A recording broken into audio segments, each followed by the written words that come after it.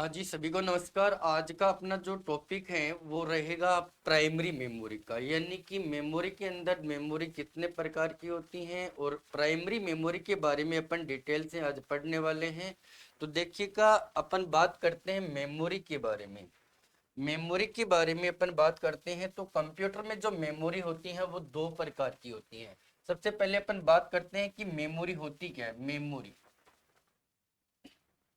Memory क्या होती है, तो ध्यान में रखना कि मेमोरी कंप्यूटर सिस्टम की वह एक ऐसी लोकेशन होती है जिसमें अपन ने डेटा या प्रोग्राम्स को या कमांड्स को स्टोर करके रखते हैं, संग्रहण करके रखते हैं। उसे क्या कहा जाता है? मेमोरी कहा जाता है। यानी कि कंप्यूटर सिस्टम की एक ऐसी डिवाइस होती है, एक ऐसी लोकेशन होती है जिसमें अपन डेटा या इंफॉर्मेशन को या प्रोग्राम्स को अपने स्टोर करके रखते हैं। उसे क्या कहा जाता है? मेमोरी कहा जाता है।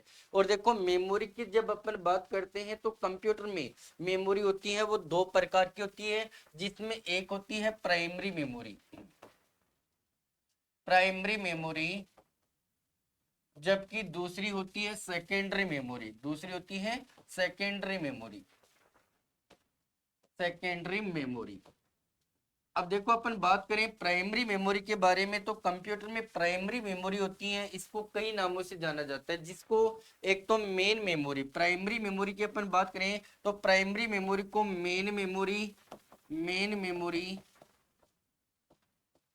Coma internal memory, internal memory, internal memory, या फिर अपन बात करें तो टेम्परेरी मेमोरी, टेम्परेरी मेमोरी बी कहा जाता है। तो ध्यान में रखना कि प्राइमरी मेमोरी को मेन मेमोरी के नाम से भी जाना जाता है, इंटरनल मेमोरी यानी आंतरिक मेमोरी के नाम से भी जाना जाता है, या फिर टेम्परेरी यानी अस्थायी मेमोरी के नाम से भी जाना जाता है। अब देखो, अपन बात करते हैं कि प्राइमरी मेमोरी होती है, ये दो प्रकार की होती है। प्राइमरी मेमोरी दो प्रकार की होती है, जिसमें एक पार्ट आता है रैम, एक पार्ट आता है रैम, दूसरा पार्ट आता है रोम। देखो, रैम का पूरा नाम होता है random access memory, random random access memory, access memory. जबकि रोम का पूरा नाम होता है रीड ओनली मेमोरी। रोम का पूरा नाम होता है read only, read only memory, read only memory. तो प्राइमरी मेमोरी के दो पार्ट होते हैं, एक रैम होता है और दूसरा रोम होता है। देखो, अपन बात करें रैम के बारे में तो रैम को एक नॉन वोलेटाइल, रैम को एक नॉन वोलेटाइल, नॉन वोलेटाइल, या फिर अपन इसको एक टेम्परेरी यानी अस्थायी, टेम्परेरी मेमोरी भी कहा जाता है, अस्थायी मेमोरी भी कहा जाता है। क्यों कहा जाता है? क्योंकि रैम में जो डेटा स्टोर होते हैं ये कंप्यूटर सिस्टम को बंद करते ही नष्ट हो जाते हैं। रैम में जो भी डेटा स्टोर होते हैं वो कंप्यूटर को बंद करते ही नष्ट हो जाते हैं। इसलिए रैम को एक टेम्परेरी मेमोरी या फिर वोलेटाइल मेमोरी के नाम से जाना जाता, सॉरी, वोलेटाइल मेमोरी के नाम से भी जाना जाता है। ध्यान में रखना, रैम को एक वोलेटाइल मेमोरी या टेम्परेरी मेमोरी कहा जाता है, क्योंकि इसमें स्टोर डेटा कंप्यूटर को बंद करते ही नष्ट हो जाते हैं। अब अपन बात करते हैं कि रैम में ऐसे कौन से डेटा स्टोर होते हैं जो कंप्यूटर को बंद करते ही नष्ट हो जाते हैं। तो देखो, कंप्यूटर में अपने डेटा जहां स्टोर होते हैं वो एक सेकेंडरी मेमोरी, यानी कि अपन बोल सकते हैं जैसे हार्ड डिस्क है वो एक सेकेंडरी मेमोरी के अंदर आती है। तो कंप्यूटर में डेटा स्टोर सेकेंडरी मेमोरी होते हैं, सेकेंडरी मेमोरी में स्टोर होते हैं। लेकिन जिन डेटा पर प्रोसेसिंग करवाई जाती है वो डेटा सेकेंडरी मेमोरी से मुख्य मेमोरी में लेकर आए जाते हैं। सेकेंडरी मेमोरी से मुख्य मेमोरी, मुख्य मेमोरी यानी कि मेन मेमोरी में लाए जाते हैं। मुख्य मेमोरी यानी कि मेन मेमोरी, मेन मेमोरी में लेकर आए जाते हैं।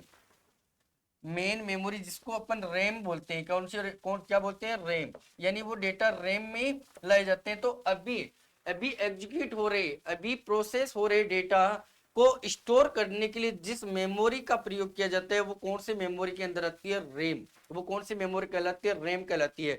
तो कंप्यूटर में डेटा सेकेंडरी मेमोरी स्टोर होते हैं, लेकिन जिन डेटा पर अभी हाल ही में प्रोसेसिंग करवाई जाती है वो डेटा सेकेंडरी मेमोरी यानी रैम, सेकेंडरी मेमोरी से प्राइमरी मेमोरी यानी प्राइमरी मेमोरी का पार्ट जो होता है रैम उसमें लेकर आए जाते हैं। तो इस प्रकार से अपने को रैम की आवश्यकता पड़ती है और रैम के अंदर जो डेटा होते हैं ये कंप्यूटर सिस्टम को बंद करते नष्ट हो जाते हैं। आगे अपन बात करें कि रैम कितने प्रकार की होती है, तो देखो रैम भी आगे चलकर दो प्रकार की होती है, जिसमें एक होती है एस रैम, एक होती है एस रैम और दूसरी होती है डी रैम, दूसरी होती है डी रैम। देखो एस रैम का पूरा नाम होता है स्टैटिक रैम, स्टैटिक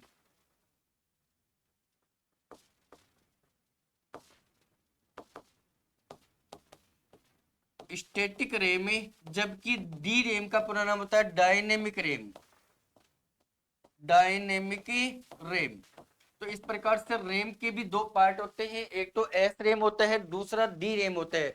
देखो रैम जो होती है वो कैपेसिटर व सेमीकंडक्टर जिसको बोलते हैं यानी कि ट्रांजिस्टर जिसको बोलते हैं, तो कैपेसिटर वो ट्रांजिशन से मिलकर जो बनती है वो रैम होती है।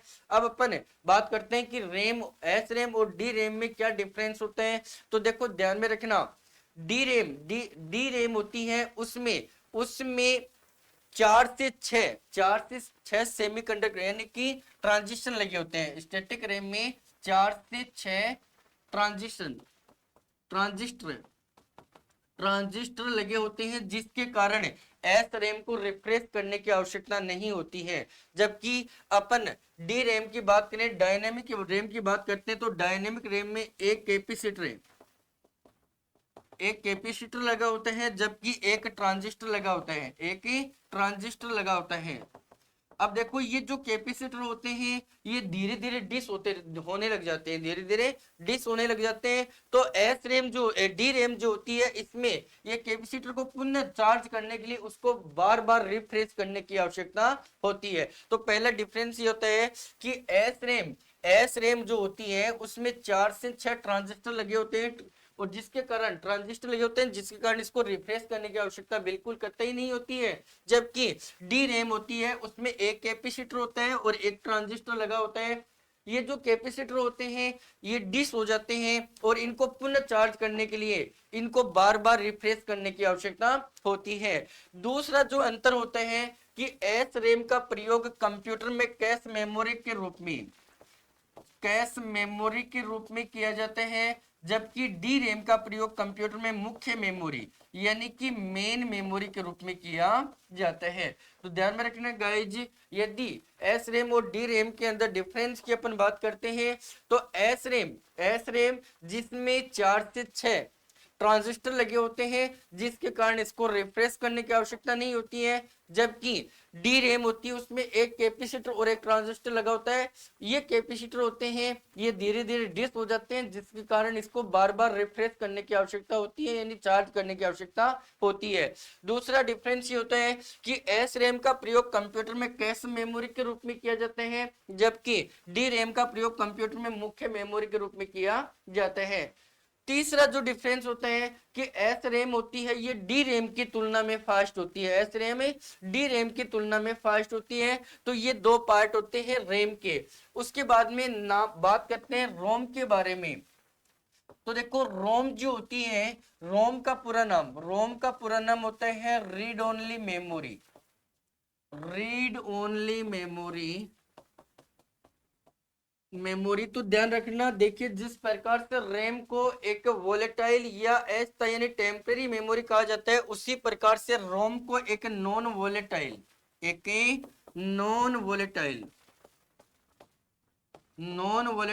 या फिर permanent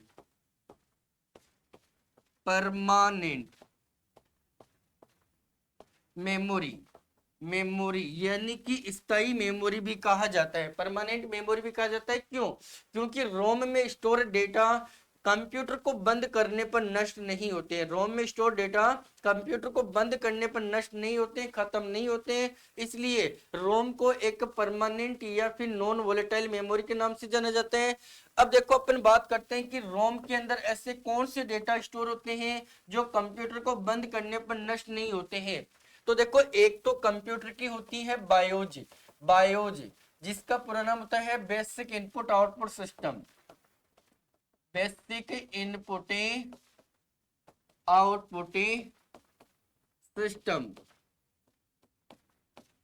basic input output system, यानी कि अपने कंप्यूटर में इनपुट एंड आउटपुट डिवाइस को मैनेज करने वाले जो प्रोग्राम्स होते हैं, जो बायोज के नाम से जाने जाते हैं। और एक अपन बात करें फर्मवेयर।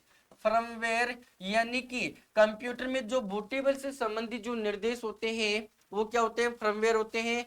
तो बायोज और फर्मवेयर होते हैं, ये दोनों ही रोम के पार्ट होते हैं। और ध्यान में रखना दोस्तों कि ये प्रश्न बहुत बार एग्जाम में पूछा जा चुका है कि बायोज निम्न में से किसका पार्ट होता है। तो बायोज रोम का पार्ट होता है। रोम होती है, ये भी आगे चलकर 3 प्रकार की होती है। एक होती है इसमें पी रोम, एक होती है इसमें पी रोम, एक होता है इसमें ईपी रोम, ईपी रोम, और एक होता है इसमें डबल ईपी रोम, डबल ईपी रोम।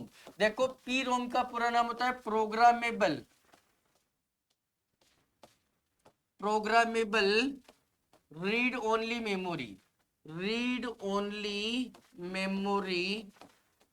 जबकि अपन बात करते हैं ईपी रोम की, तो ईपी रोम का पूरा नाम होता है erasable programmable, इरिजेबल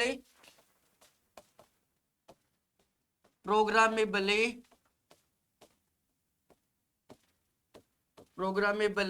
read only memory. और डबल ईपी रोम की अपन बात करें तो डबल ईपी रोम का पूरा नाम होता है इलेक्ट्रिकली इरिजेबल,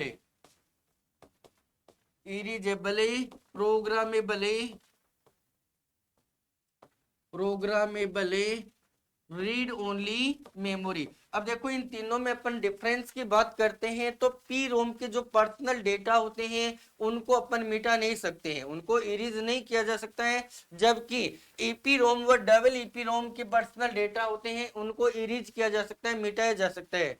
और देखो इन दोनों में भी अपन डिफरेंस की बात करें तो ईपी रोम के पर्सनल डेटा को मिटाने के लिए अल्ट्रावायलेट